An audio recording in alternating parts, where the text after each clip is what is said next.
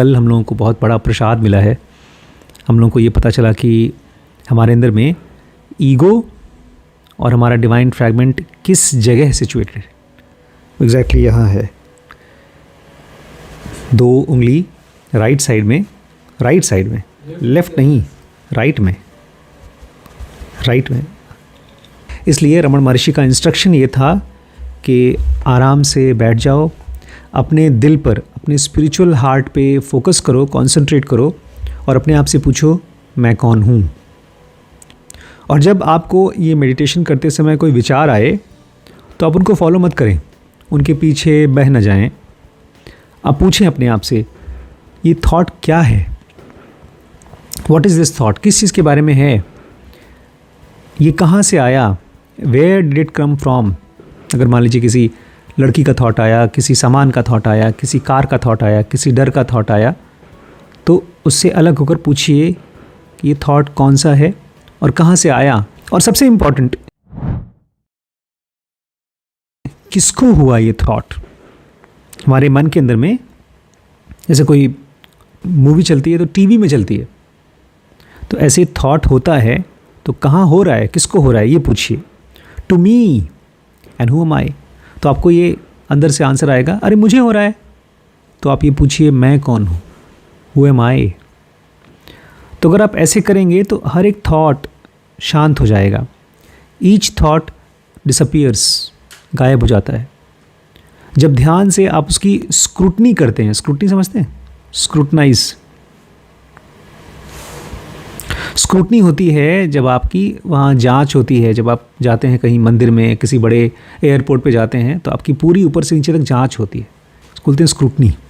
तो जब आप हर एक थॉट का अच्छे से जांच करते हैं तो गायब हो जाता है और आप आ जाते हैं द बेसिक आई थॉट पे, आप इस पे आ जाते हैं मैं।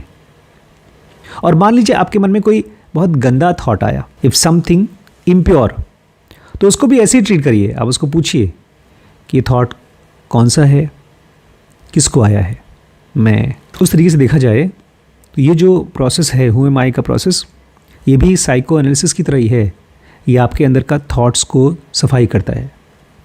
जब आप ध्यान करते हैं तो वो आपके अंदर से, आपके सबकॉन्शियस माइंड में से कचरा निकालता है बाहर, वो आपके ऊपर कॉन्शियस माइंड को निकाल के देता है और उसके बाद उसको डिस्ट्रॉय कर देता है।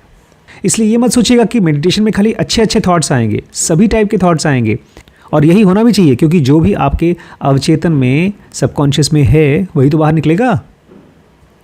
रमण कहा करते थे अगर वो बाहर नहीं निकलेगा तो उसको ख़त्म कैसे करोगे, उसको डिस्ट्रॉय कैसे करोगे। हु एम आई मेडिटेशन में सभी थॉट फॉर्म्स, थॉट्स को थॉट फॉर्म बोलते थे, पता है क्यों? क्योंकि थॉट एक रूप है। साइलेंस जब कोई शेप लेता है तो उसको बोलते हैं थॉट फॉर्म। साइलेंस तो कोई आवाज़ नहीं है, कोई फोटो नहीं है, कोई पिक्चर नहीं है, लेकिन जब वो पिक्चर बन जाता है तो उसी साइलेंस में से एक फॉर्म बनता है, इसलिए उसको थॉट फॉर्म बोला गया। तो कह रहे हैं सारे थॉट फॉर्म्स इस टाइप के मेडिटेशन के लिए एलियन है, धीमे धीमे होंगे नहीं। बहुत बार डिवोटीज आके रमण से पूछते थे कि अच्छा मैं ये कह सकता हूँ, अगर मुझे सवाल आए, मैं अपने आप से पूछता हूँ मैं कौन हूँ, तो उसके बजाय मैं बोल दूँ मैं वो हूँ, मैं रमण हूँ, मैं ईश्वर हूँ। जैसे उसमें एक बहुत पुराना मंत्र है अहम ब्रह्मास्मि, मैं ही ब्रह्म हूँ, या एक मंत्र है सोहम, मैं ही वो हूँ जो परम है। तो मैं ऐसा बोल सकता हूँ? रमण बोलते थे नहीं, ऐसा नहीं करना। लेकिन एक डिवोटी आया, बोलता है अच्छा ये नहीं तो ये नहीं तो ये, एक के बाद एक थीम बताया जा रहा है कि आप जो बता रहे हैं उसमें काम नहीं चलेगा, उससे भी अच्छा मंत्र बता रहा हूँ मैं। तो रमण बोलते हैं, उन्होंने कहा जितने भी विचार हैं वो सेल्फ रियलाइजेशन के साथ मैच नहीं करते। अगर थॉट चलेंगे तो एनलाइटमेंट नहीं होगा, आत्मज्ञान नहीं होगा। जो सही चीज़ है, जो करना चाहिए, वो ये कि अपना थॉट को निकाल दो, एंड ऑल अदर थॉट्स, जितने भी थॉट्स हैं सबको निकाल दो। वो कहते हैं विचार एक चीज़ है और आत्मज्ञान अलग चीज़ है। अगर तुम्हारे पास ढेर सारे थॉट्स हो गए अच्छे अच्छे, तो भी तुम्हें ज्ञान नहीं मिलेगा। ज्ञान केवल तभी होगा जब थॉट्स नहीं होंगे। देखा जाए तो ये जो सवाल है मैं कौन हूँ, इसका कोई आंसर नहीं है, कोई शब्दों में आंसर नहीं है, कोई विचार में आंसर नहीं है। इसका आंसर हो भी नहीं सकता, क्योंकि इसका काम है मैं का जो थॉट है उसको डिसॉल्व करना, गायब करना, क्योंकि जो मैं का थॉट है वही सारे विचारों को पैदा करता है और फिर आपको चुभा कर ले जाता है स्टिलनेस पे, साइलेंस पे, उस जगह पे जहाँ पे कोई थॉट नहीं होता। ये सुनने में आसान है, करने में थोड़ा मुश्किल है, लेकिन कुछ दिनों के बाद आपका माइंड साइलेंट होना शुरू हो जाएगा। आप बैठें, यहाँ राइट साइड में फोकस करें और अपने आप से पूछें मैं कौन हूँ। जो भी थॉट आया उसको दूर करके देखें, उसको ड्रिफ्ट वॉच करें और फिर वापस आ जाएं, मैं कौन हूँ। अचानक से आपके मन में थॉट्स कम हो जाएंगे, या शायद ऐसा कोई थॉट आए जो आपके सबकॉन्शियस में है, अवचेतन में है, और धीमे धीमे आप वहाँ पहुँच जाएंगे जहाँ पर कोई थॉट नहीं होता। कुछ महीनों में कह रहे हैं अपने माइंड को सजेस्ट मत करो कि मैं वो हूँ, मैं शिवो हम हूँ, आई एम द शिवा। इससे हेल्प नहीं होती। जो असली आंसर है ये अपने आप आएगा, साइलेंस के रूप में आएगा। जो भी आंसर आपके आ रहे हैं वो सब आपका ईगो दे रहा है, आपका IES दे रहा है, वो सही नहीं हो सकता। इसका आंसर आता है एक बहुत ही strong awakening current of awareness से। अंदर से एक करंट आता है अवेयरनेस का, खुलता है, एक वाइब्रेशन की तरह आता है। वो आपका एसेंस है, आपके बीइंग का एसेंस है। और फिर भी आप देखेंगे उसमें कोई चीज़ इम्पर्सनल नहीं है। वो इम्पर्सनल समझते हैं आप। जब उसको महसूस करेंगे तो आप ये नहीं बोल पाएंगे ये मैं हूँ।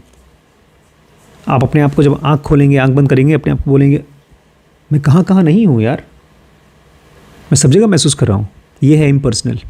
और अगर आप इसको रेगुलरली करते हैं, कांस्टेंट प्रैक्टिस करते हैं, तो ये चीज़ ज़्यादा फ्रीक्वेंट होती जाएगी और फिर ये कंटिन्यूस हो जाएगी आपकी मेडिटेशन के दौरान भी, और जब आप बात कर रहे हैं तब भी, जब आप कोई काम धाम कर रहे हैं तब भी आपका वो करंट, अवेयरनेस का करंट वो रहेगा।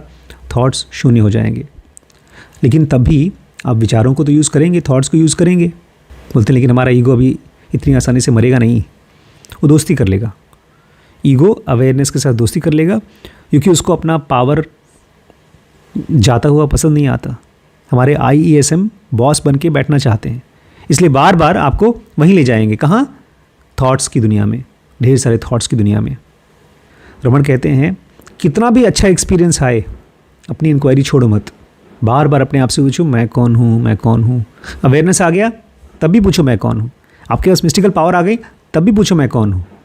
अभी इतनी जल्दी इसको मान मत लो, नहीं तो ईगो आएगा आपके मिस्टिकल पावर के साथ, आपके मिस्टिकल एक्सपीरियंस के साथ में दोस्ती कर लेगा और फिर बोलेगा अरे तुम ही तो भगवान हो, देखो तुम्हारे पास चमत्कारी शक्तियाँ हैं। तो ऐसे आप भटक जाएंगे।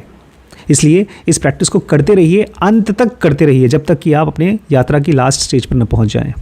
कोई भी स्टेटस पे पहुंच जाएं आप, किसी भी तरह की पावर मिल जाए, कोई भी चीज़ आप परसीव कर सकें, कुछ भी देख सकें, आउट ऑफ बॉडी परसेप्शन हो या कोई भी चीज़ हो, कोई भी विजन आए, आप हमेशा अपने आप से एक ही चीज़ पूछिए कि किसको हो रहा है। क्योंकि जैसे ही मिस्टिकल पावर आता है तो एक फीलिंग आती है स्ट्रांग होने की। हम भूल जाते हैं कि ये भी सफरिंग ही है। इसलिए कह रहे हैं कुछ भी स्टेटस मिले, कोई पावर मिले, कोई भी परसेप्शन हो, कोई भी विजन आए, बस आप एक ही सवाल पूछिए ये किसको हुआ है, मैं कौन हूँ। इसी को गौतम बुद्ध बोलते थे अनंता। ये मैं नहीं हूँ, ये पावर मैं नहीं हूँ, ये थॉट मैं नहीं हूँ, ये मिस्टिकल पावर मैं नहीं हूँ, ये मैं नहीं हूँ। और ऐसे बोल बोल के वो पीछे चले जाते थे। इसी को कृष्णमूर्ति बोलते थे प्योर अवेयरनेस। करे इस अवेयरनेस में थॉट आया, ये प्योर अवेयरनेस नहीं है, इसमें चॉइस लेना पड़ रहा है मुझको, ये चॉइसलेस अवेयरनेस नहीं है। क्योंकि लास्ट में केवल सेल्फ बचता है और कुछ नहीं बचता। और एक बात सच है कि जब आपको विजन आते हैं, बड़े बड़े चमत्कारी विजन, भगवान देवी देवताओं के विजन, या आपको पावर्स मिलता है, तो डिस्ट्रैक्ट हो जाते हैं आप। आपका माइंड क्लैम्प्ड हो जाता है। क्लैम्प मतलब उसको कोई चीज़ पकड़ लेती है। और जैसे आप फिज़िकल पावर के साथ या प्लेजर के साथ होते हैं, जैसे आप कहीं रुपए पैसे की ताकत है, या आपके पास किसी पोजीशन की ताकत है, अब DM SDM कोई मिनिस्टर है, जैसे वो ताकत एक आदमी को पकड़ लेती है, ऐसे ही मिस्टिकल पावर भी माइंड को क्लैम्प कर लेती है और हमको ये इमेजिन करवाती है कि हमारा सेल्फ आ गया, मैं सेल्फ रियलाइज हो गया। और जैसा कि धरती में अर्थली पावर्स के लिए, रोज़मर्रा की लाइफ में जब आपको पावर मिलता है तो आप भटक जाते हैं, वो ख़तरनाक है। उससे भी ज़्यादा ख़तरनाक है अगर आप मिस्टिकल पावर्स को चाहते हैं या तो मिल जाता है। एक भाई साहब थे जिनका नाम था नरसिंह स्वामी, वो भगवान के पास बैठे हुए थे। वो स्वामी विवेकानंद की लाइफ और उनके सेइंग्स को ट्रांसलेट कर रहे थे तमिल में। तो उसमें एक जगह पर ऐसा जिक्र आया जहाँ पर श्री रामकृष्ण परमहंस ने स्वामी विवेकानंद को एक टच दिया था, ऐसे छुआ था, और उनको सब जगह पर मैं महसूस हो रहा था। एक यूनिवर्सल एक्सपीरियंस आ रहा था। नरसिम्हा स्वामी के मन में आया कि यार रमण महर्षि भी मुझे ऐसे ही कर सकते हैं क्या? क्या पता मुझे टच करके वो भी ऐसे ही कोई एक्सपीरियंस दिला दें, या शायद देख करके दिला दें। और अक्सर ऐसा होता था। वो ये सोच रहा था कि मुझे मिस्टिकल क्या तरीके से मुझे हो जाएगा क्या, वही जो विवेकानंद को हुआ। तो एक दूसरा डिवोटी था HML, उसने वही सवाल पूछा। उसने पूछा कोई अगर भक्त है तो क्या उसको सिद्धियाँ मिल सकती हैं? ये वही पीरियड था जब श्री भगवान लिख रहे थे वो 40 वर्स 40 सेंटेंसेस रियलिटी पर। तो आप इस किताब को, इनके काम को, 40 वर्स को आप ये मान सकते हैं कि श्री रमण महर्षि का डॉक्ट्राइन है, उनकी टीचिंग है। तो उसमें इन्होंने इस चीज़ के बारे में बात की है, इस क्वेश्चन का आंसर दिया है कि क्या भक्त मिस्टिकल पावर्स पा सकता है, सिद्धियाँ पा सकता है। रमण कहते हैं अपने किताब में, अगर आप रियलिटी में खूब कस के रहना चाहते हैं, वही इटर्नल है और वही असली सिद्धि है। ये सब बाकी बकवास सिद्धि के पर भरोसा मत करो, केवल उस रियलिटी के साथ चिपक के रहो, फर्मली रहो, वही असली सिद्धि है। और बाकी जो कुछ भी तुम पाओगे, कोई भी शक्तियाँ पाओगे, वो ऐसी शक्तियाँ हैं जैसे कि तुम्हें सपना देखा। सपने में जो कुछ भी जियोगे वो सब सपना ही है, ख़त्म हो जाएगा। क्या वो सब सच में रहते हैं जब तुम जगते हो? क्या कोई आदमी जो रियलिटी चाहता है वो इन सब चीज़ों के लिए केयर करेगा? सपने में मिली हुई पावर्स, तो जैसे सपने के बारे में एक समझदार आदमी बिल्कुल चिंता नहीं करता, ठीक वैसे ही तुम्हें मिली हुई सिद्धियों के ऊपर तुम्हें बिल्कुल चिंता नहीं करनी चाहिए। उस सपने की पावर है बस। कहते हैं जो ऑकल्ट है, जो मिस्टिकल पावर है, ये ऑब्स्टिकल है, ये रुकावट है जो भी आदमी स्पिरिचुअल उसके लिए। पावर्स, या तो पावर्स का डिज़ायर इम्पेड द एस्पिरेंट, चाहे पावर हो चाहे पावर की डिज़ायर हो, ये एक एस्पिरेंट को, एक साधक को रोक देती हैं, रुकावट पैदा करती हैं। एक देवी कुलोत्रम नाम की किताब थी जिसको संस्कृत से तमिल में ट्रांसलेट किया था रमण ने। उसमें लिखा है कि किसी भी इंसान को पावर्स को एक्सेप्ट नहीं करना चाहिए, चाहे कोई भगवान देवी देवता सीधे आकर के आपको दे रहा है तब भी नहीं, क्योंकि ये उस रस्सी की तरह है जो एक जानवर को बांधा जाता है। जानवर बड़ा खुश होगा कि भाई मुझे अच्छे से बांधा जा रहा है, प्यार किया जा रहा है, लेकिन उस रस्सी का इस्तेमाल क्या होगा? आपको पकड़ के खींचा जाएगा, आपको बांध कर खींचने के लिए रस्सी बांधी जा रही है। जब सुप्रीम मुक्ति है ना, वो ऐसे नहीं मिलती, वो कहीं और मिल ही नहीं सकती, केवल इनफाइनाइट कॉन्शियसनेस में, परम चेतना में मिल सकती है आपके अंदर। ये एक तरह का डिग्रेशन है, पतन। स्पिरिचुअल पावर पाना, उसको लेना, उसको चाहना एक तरह का पतन है। और श्री भगवान बोलते थे इसमें से निकलने के लिए तुम्हें मेडिटेशन करना चाहिए, मैं कौन हूँ वाला। और ये केवल स्पिरिचुअल इंक्वायरी नहीं है, ये वे ऑफ लिविंग भी है, एक जीने का तरीका भी है। इसलिए मुझे बड़ा डर लगता है, और अब पहले नहीं लगता था। हमारे रजनीश, आचार्य रजनीश बात किया करते थे कि मैं तो बहुत मुक्त हूँ, बुद्ध को तो भिक्षु थे और वो भिक्षा लेते थे, मैं तो सब कुछ यूज़ करता हूँ, पैसा, रुपया, गाड़ी, बंगला, सब कुछ। लेकिन मुझे डर लगता है, क्योंकि कोई चीज़ अगर आपके पास आती है तो आपको खींचती है, घसीटती है, आप उसके गुलाम हो जाते हैं। रमण को किसने पूछा कि अच्छा ये जो आपने बोला है हु एम आई, ये कब करें? जब ध्यान करें तब अपने आप से पूछें, या वैसे भी कभी? तो बोलते हैं हमेशा, हमेशा अपने आप से पूछो मैं कौन हूँ। बोलते थे तब तो तुम दो लाइफ जी रहे हो। अगर खाली ध्यान करते समय पूछते हो मैं कौन हूँ और बाकी समय नहीं पूछते हो, तो तुम एक टाइम पर तो साधना कर रहे हो, दूसरे टाइम तुम वर्ldly हो गए हो। इसलिए 24 घंटे करो, तुम्हारी रोज़मर्रा की लाइफ ही तुम्हारी साधना हो जानी चाहिए।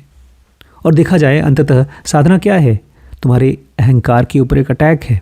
और अगर तुम अपनी ईगो को बचा के रखते हो कि चलो यार मेडिटेशन कर रहा हूँ तो यहाँ तो पूछ लूँ मैं कौन हूँ, लेकिन बाकी समय मैं अपने ईगो को बचाता हूँ अपने होप के फॉर्म में, उम्मीद के फॉर्म में, डर के रूप में, एम्बिशन के रूप में कि मुझे बहुत बड़ा आदमी बनना है, या पछतावे के रूप में अरे राम राम मैं कुछ नहीं कर पाया, इस तरह की सभी चीज़ों में तुम्हारा अगर ईगो बचा रहेगा तो तुम आगे कहाँ से बढ़ोगे? तुम्हें 24 घंटे अपने आप से पूछना पड़ेगा, मैं कौन हूँ? भगवान राम और किंग जनक, उनके ससुर थे, ये दोनों ही राजा थे, दुनिया में थे, फिर भी मुक्त थे।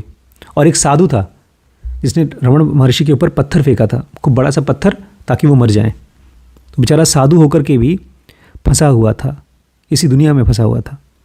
तो एक आदमी ऐसा नहीं कर सकता कि चलो ये वाला पार्ट तो मेरा साधना है और ये वाला पार्ट में छुट्टी का है। साधना में कोई हॉलीडे नहीं है, कोई वेकेशन नहीं तो आपका ईगो चुपके से उसी टाइम पर जाकर के छुप जाएगा और वहाँ निकल के आएगा। कहानी थी ना ऐसी, जब द्वापर युग खत्म हुआ, त्रेता के बाद द्वापर आया। सबसे पहले सतयुग, उसके बाद त्रेता, फिर द्वापर और लास्ट में कलयुग। तो जैसे ही द्वापर खत्म हुआ और कलयुग आया, तो एक राजा के पास कलयुग गया, बोलता है मैं कलयुग आ गया हूँ, मुझे बताइए कहाँ कहाँ चला जाऊँ, बिकॉज मेरा टाइम है, अब मुझे भी कोई जगह दीजिए। तो राजा ने उसको कहा कि तुम सभी कचरे के साथ, गंदगी के साथ, जहाँ भी है अंधेरा है वहाँ तुम चले जाओ। तो बेचारा चला गया, बोलता है सब जगह ख़राब ही ख़राब दिए हो, कोई अच्छी जगह नहीं बताया हो तुम। तो उनको लगा कि यार रुपए पैसे में भी बहुत ख़राब होता है, उसमें भी लालच चला जाता है। तो उन्होंने कहा ठीक है, तुम सोना, जहाँ कहीं सोना होता है उसमें भी तुम वास कर सकते हो, ऐसी कहानी है। तो सीधे घुस गया राजा साहब की खोपड़ी पे, मुकुट था, उनका दिमाग ख़राब हो गया। साधना नहीं करते होंगे ना, स्पिरिचुअल साधना करते तो मुकुट उतार के रख देते, problem solve. By the way, आप अगर चाहें तो ऑल कोर्सेज में ये सीरीज़ अवेलेबल है, या तो हमारे स्पिरिचुअल बंडल में ये सीरीज़ अवेलेबल है। पैसे की चिंता मत करिए, जो आपका बजट हो उसमें आप व्हाट्सएप करके मालूम कर लीजिए, पूछ लीजिए और ज्वाइन कर लीजिए, ठीक है।